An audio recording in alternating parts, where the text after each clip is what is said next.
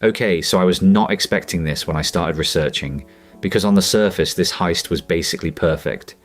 The people involved were, by every reasonable measure, extremely smart, and for a while, a genuinely impressive while, it worked.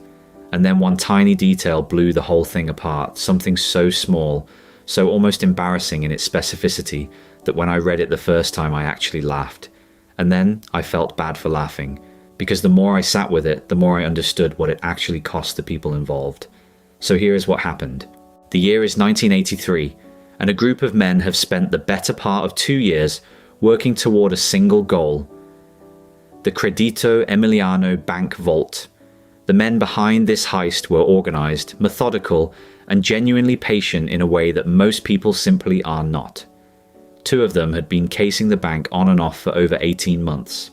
They knew the vault was on a 48-hour time lock, and they had built their entire timeline around that one mechanical fact. The plan was to enter through the building adjacent to the bank, then tunnel laterally through the shared foundation wall directly into the vault room. And I want you to understand, that part worked completely. They spent 11 weekends on that tunnel, removing rubble bag by bag, timing their work around noise from the street above so nobody heard the drilling. The printing business cover was functional enough that 2 legitimate clients actually used them during that period, which is somehow the funniest and most stressful detail I have ever encountered. They got through the wall.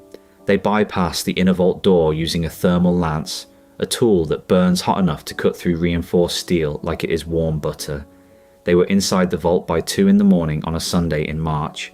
The haul was extraordinary. Jewelry, documents, bearer bonds, personal items, contents that would never be officially reported by their owners, for reasons the owners preferred not to explain to police. Conservative estimates put the total somewhere between 40 and 60 million lire.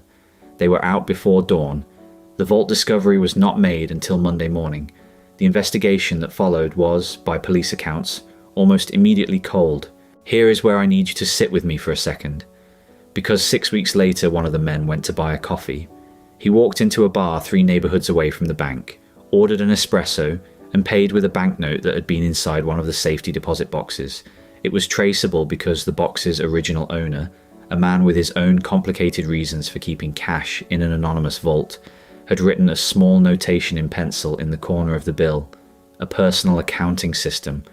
But the original owner recognized it when it came back to him through entirely unrelated business dealings 3 weeks after that, recognized his own handwriting. On a bill he had not seen since before the heist. He went to the police, and the whole thing unraveled in about 10 days, because once the arrests came, the picture that emerged was not a clean crime thriller story. These were not masterminds operating from a place of glamour. They were people who had convinced themselves that the careful, patient, invisible approach meant they had thought of everything. And they had thought of almost everything. Almost. The thing they could not account for was a stranger's private notation system on a piece of paper they had never seen and would never have known to look for. The sentence handed down for the ringleader was 9 years. What this heist actually shows is not that the plan was flawed. It was genuinely exceptional in almost every dimension. What it shows is that there is always an unknown variable. The detail that undid 4 years of careful work was invisible to everyone, including the person who wrote it. That is not a lesson about planning better.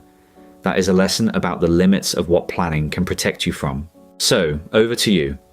If you had been one of the 4 and you found out it was a pencil notation on a single banknote that ended it, not a mistake you made, just a detail that existed in the world without your knowledge, do you think you could make peace with that, or would that particular kind of bad luck follow you forever? Tell us in the comments. Genuinely curious where people land on this one. And honestly, if your brain is doing what mine was doing the whole time I researched this, subscribe to Twisted History. I promise you, this is nowhere near the strangest one I've found.